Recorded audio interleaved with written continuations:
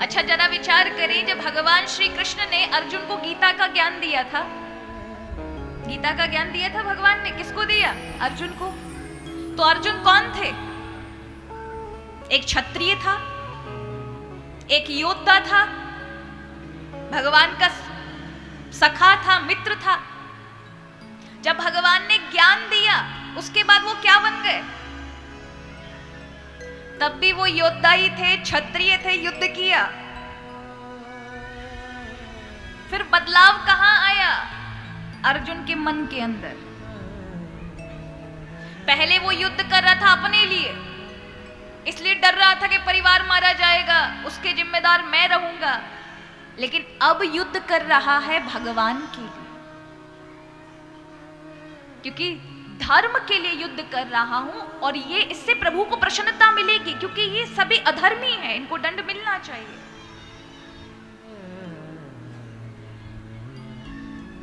तो दृष्टिकोण का अंतर है महाराज। बाहर संसार बुरा इसलिए दिखाई पड़ता है क्योंकि अंदर गंदगी भरी है महाराज। हमारी लोगों से बनती क्यों नहीं है? एक व्यक्ति मुझसे आके कहते हैं कि संसार बड़ा बुरा है, मुझे तो प्रेम करने का मन ही नहीं करता किसी से। मैंने कहा क्यों भैया, आपको ऐसी क्या परेशानी हो गई? उन्होंने कहा मैं जिससे भी बात करता हूं कोई मेरे से अच्छे मुंह बात नहीं करता, और अब क्या करना प्रेम दे करके, ये प्रेम नाम की चीज ही सब बकवास है, बेकार है। मैंने कहा गलती बाहर के लोगों में नहीं, गलती आप में है, क्योंकि आप इसलिए महसूस कर पा रहे हैं क्योंकि आपने प्रेम करना लोगों से कम कर दिया है, दूसरों के अवगुण ज्यादा देख रहे हो। और जब ज्यादा अवगुण देखोगे, दूसरों में दोष देखोगे, तो प्रेम अपने आप खत्म हो जाएगा। बदल लो महाराज दृष्टिकोण। व्यक्ति के दोष देखने से अच्छा है आप उसके अच्छी आदतों को देखो। अब मैं आपको कथा में बता रही थी कल, गलत व्यक्ति के साथ नहीं बैठना है, क्रोध नहीं करना है, और पवित्रता रखनी है, हर चीज नहीं खानी है, यही कहा था। अब चौथी बात आज और कर लो, दूसरे की निंदा नहीं करनी है। क्या नहीं करनी है? निंदा माने बुराई, निंदा माने। अब आप कहेंगे ये तो हमसे हो ही नहीं सकता कि हम बुराई किए बिना रह जाएं। क्यों? दो व्यक्ति खड़े होंगे तो किसी तीसरे की बुराई करेंगे ही करेंगे।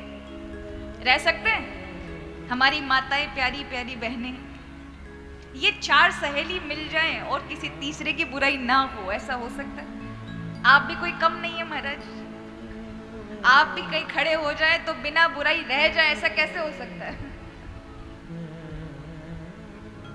पर याद रखिए, निंदा करने से, जब आप ऐसे करके निंदा करते, फलाना व्यक्ति ऐसा, फलाना व्यक्ति ऐसा, माने उस पर एक उंगली उठाई जा रही है, तीन आपकी ओर हो रही है, तो उसमें एक निंदा देख रहा है, तेरे में तीन है, और तुमने ईश्वर को भी उंगली दिखा दी महाराज। ये अंगूठा भी जाता है ना ऊपर।